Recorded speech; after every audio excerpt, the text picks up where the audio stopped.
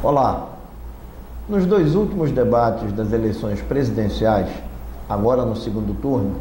a presidenta Dilma Rousseff chamou a atenção dos eleitores para a disputa entre dois projetos para o futuro da nação. De um lado, o projeto dos tucanos, que já governou o Brasil por 8 anos e que nos deixou com uma alta taxa de desemprego, com uma dívida pública de 60% do PIB, com altas taxas de juros, salários reais muito baixos e que congelou os investimentos em educação por pelo menos 8 anos daquele mandato. Do outro lado, o projeto defendido pela presidenta Dilma, que garantiu a recuperação do valor real do salário mínimo, trouxe o desemprego para o mais baixo nível da nossa história, descentralizou investimentos estruturadores para outras regiões do Brasil, o Norte, o Nordeste e o Centro-Oeste especialmente, e ofereceu o mais vigoroso programa de investimento em educação básica e em educação superior. E é exatamente sobre isso que eu quero falar a vocês. Durante os 8 anos de mandato do presidente Lula e nestes 4 anos de mandato da presidenta Dilma, o Brasil assistiu a grandes mobilizações sociais nas ruas e no Congresso Nacional pela aprovação de importantes projetos para que possamos fazer a revolução da educação que o Brasil reclama há muito tempo.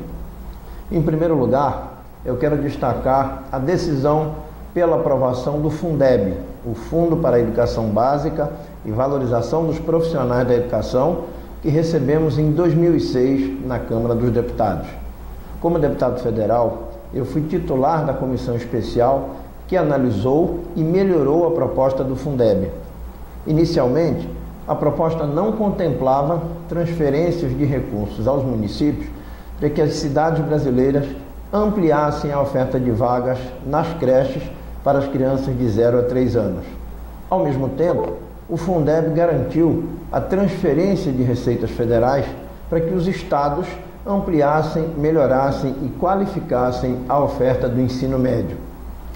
O que é que isto tem de importante ao compararmos os dois projetos? O projeto dos tucanos e o projeto representado pela presidenta Dilma. É importante lembrar que em 2001, quando foi aprovada a versão inicial do Plano Nacional de Educação, sancionado através da Lei 10.172, a sociedade brasileira havia levado ao Congresso e o Congresso acolheu essa reivindicação, propondo 7% de investimentos do PIB em educação nos próximos 10 anos. Essa proposta foi vetada pelo ex-presidente Fernando Henrique Cardoso. 5 anos antes, em 1996, quando o Congresso recebeu a proposta de emenda constitucional para a criação do Fundo para a Educação Fundamental, naquela oportunidade a sociedade e o Congresso deram-se as mãos e aprovaram que o governo deveria estender os recursos para os estados e municípios, também com o objetivo de garantir o acesso à educação infantil e ao ensino médio. Naquela oportunidade, mais uma vez, o governo tucano vetou as reivindicações da sociedade, impedindo que os municípios, através do Fundo para a Educação Fundamental, pudessem receber transferências federais e assim assegurassem a manutenção e a expansão da rede de educação infantil de 4 a 5 anos de idade.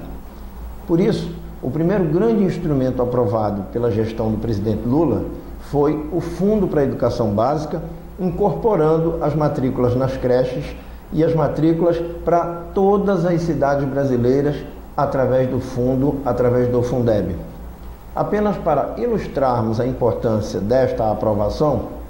Pernambuco, como um dos estados do Nordeste com maior precariedade na oferta da educação infantil, das creches e dos indicadores do ensino fundamental e do ensino médio, recebeu entre 2007 e 2013 4 bilhões e 300 milhões de reais através da contribuição federal pelo Fundeb, fazendo com que o Estado e a sua rede, os municípios e as redes municipais, tivessem um grande aporte de recursos que se somaram aos 25% mínimos que estados e municípios têm a obrigação de aplicar na manutenção e desenvolvimento do ensino.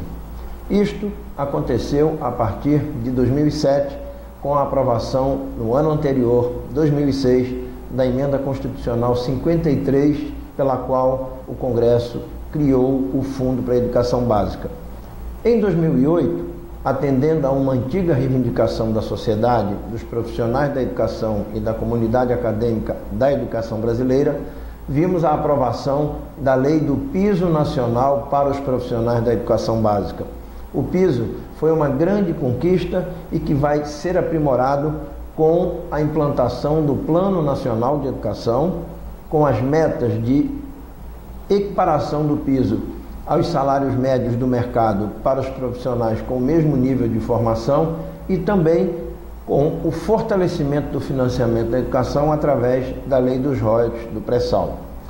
Com o Fundeb e com o piso, nós tivemos mais um avanço quando o presidente Lula retirou definitivamente do orçamento federal da educação a parcela de 20% que era descontada automaticamente desde 1994, transferida para o Tesouro Nacional, com o objetivo de reforçar o caixa do Tesouro Nacional e garantir o pagamento da dívida pública. Foi o presidente Lula, com o diálogo da sociedade civil brasileira, das comunidades da educação, dos sindicatos e entidades nacionais dos trabalhadores e trabalhadoras da educação, foi essa construção coletiva que permitiu ao país, a partir de 2009, a execução integral do Orçamento Federal para a Educação. Pelo que sabemos, o Orçamento Federal da Educação ele deve ser, no mínimo, de 18% das receitas recolhidas pelo Tesouro Nacional, a serem aplicadas na educação. Isso foi uma grande conquista, porque isto cessou, isto fez parar uma transferência criminosa que se retirava das receitas do Orçamento Federal da Educação para a conta única do Tesouro. Quando nós sancionamos e tivemos a promulgação dessa emenda constitucional, nos 5 anos anteriores, de 2004 a 2009, o Brasil tinha transferido criminosamente 35 bilhões de reais do Orçamento Federal da Educação para a conta única do Tesouro, visando o pagamento da dívida pública. Continuando com as conquistas, nós tivemos a aprovação do Plano Nacional de Educação. Inicialmente, o projeto de lei 8.035, enviado à Câmara dos Deputados em dezembro de 2012, propunha uma meta de 7% do PIB de investimentos em educação para os próximos 10 anos. Ora, esta meta apenas representava o desejo inicial da sociedade brasileira de ter aplicado os 7% do PIB entre 2001 e 2006, meta aquela que fora vetada na sanção da Lei do Plano Nacional de Educação em 2001 pelo presidente tucano, Fernando Henrique Cardoso. Mais uma vez, prevaleceu o compromisso, prevaleceu o bom senso, o diálogo e a construção das propostas de educação com a sociedade brasileira. Eu fui o autor da emenda aprovada, saltando de 7% para 10% do PIB o investimento no Plano Decenal de Educação.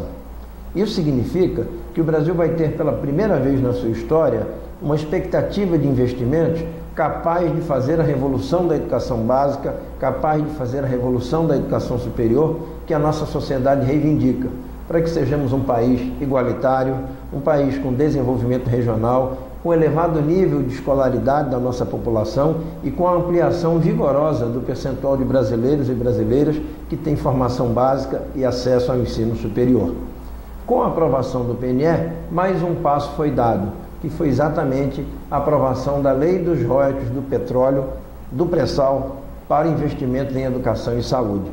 Mais uma vez, prevaleceu o bom senso, o compromisso, prevaleceu o papel protagonista da sociedade brasileira, das entidades estudantis, de trabalhadores e trabalhadoras em educação, das entidades acadêmicas que trabalham e que pesquisam a educação nas nossas universidades. Com isso, nós aprovamos uma mudança sensível. O projeto de lei 5.500, encaminhado pela presidenta Dilma, previa apenas a aplicação de 100% do rendimento oriundo da aplicação dos royalties, do fundo dos royalties. Nós alteramos a proposta, em vez de aplicarmos 100% derivado do rendimento das aplicações do fundo, nós passamos a destinar do próprio fundo 50% dividido em duas partes, 3/4 para a educação e 1/4 para a saúde. ou seja, dos 50% do fundo dos royalties do pré-sal a serem aplicados nas áreas sociais, 75% serão aplicados em educação e 25% na saúde. Mas uma outra conquista seria obtida por nós. No projeto de lei, admitia-se que só renderiam royalties para este fundo aqueles contratos que fossem assinados para a exploração das plataformas de petróleo a partir de dezembro de 2012. Como todos sabemos, há um prazo de 6 a 8 anos para que se possa obter a declaração de comercialidade efetiva do petróleo encontrado nos contratos de concessão. Nós então retroagimos de 2012 para 2001, fazendo com que todos aqueles contratos de concessão para a exploração do petróleo assinados desde 2001 já pudessem render royalties para o fundo dos royalties do pré-sal para a educação, como assim foi aprovado finalmente na lei dos royalties. Com isso, eu quero dizer que se nós olharmos no campo da educação básica e da educação superior, o que foram os 8 anos de mandato do governo tucano de Fernando Henrique Cardoso e o que tem sido os 12 anos de mandato do governo do presidente Lula e do mandato da presidenta Dilma, não há condições de comparar. As diferenças são gigantescas entre o que foi investido e os compromissos assumidos entre 95 e 2002 pelo governo tucano, as conquistas, os investimentos e os compromissos assumidos entre 2003 e 2014 pelos presidentes Lula e Dilma Rousseff. Por fim, eu quero destacar 2 conquistas excepcionais, estruturantes, estratégicas,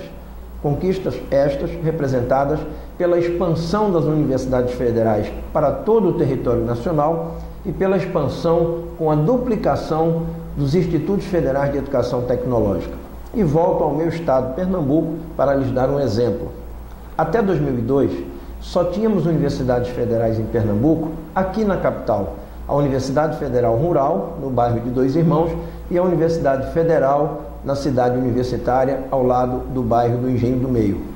De 2003 a 2014, Pernambuco foi inteiramente tomado pela expansão de universidades federais, de novos campi e também pela instalação de novas unidades dos Institutos Federais de Educação Tecnológica. Ambas instituições estão hoje não só na região metropolitana, mas também estão no Agreste, na cidade de Caruaru, na Zona da Mata Centro, na cidade de Vitória, no Agreste e nos Sertões, como no município de Garanhuns, no município de Serra Talhada, na cidade de Petrolina, espalhando-se também através dos institutos federais para os municípios de Floresta, Santa Maria da Boa Vista, Ouricuri, na cidade de Pesqueira, fazendo com que em 12 anos a população jovem de Pernambuco tivesse tido a oportunidade de ver expandidas vigorosamente as vagas da educação federal tecnológica, as vagas do ensino superior público gratuito. A isso somam-se as vagas obtidas na rede de instituições privadas de ensino superior, com as matrículas do ProUni e com o financiamento através do FIES. Essa é uma das mais importantes diferenças entre os 2 projetos, de Dilma e de Aécio Neves. Aqueles que querem que o Brasil siga crescendo, investindo em educação básica, investindo em educação superior, aqueles que terão a oportunidade de arregaçar as mangas e construir um plano nacional de educação com investimentos vigorosos e com metas de inclusão social educacional e de superação das desigualdades regionais entre o campo e a cidade, o norte, o nordeste, o sul e o sudeste, estarão certamente reelegendo a presidenta Dilma Rousseff para mais um mandato. Será o mandato dos anos iniciais do próximo Plano Nacional de Educação. Será um mandato em que vamos equiparar os salários dos profissionais da educação àqueles dos profissionais de mercado com o mesmo nível de formação. E será um mandato em que nós vamos consolidar a aplicação dos recursos dos royalties, do fundo do pré-sal, para fazermos uma revolução na universalização, na qualidade da educação básica, do ensino superior e também na efetiva e definitiva valorização dos profissionais da educação. Por isso, no dia 26, não tem comparação. É Dilma Rousseff, 13, mais uma vez, para a presidência da República.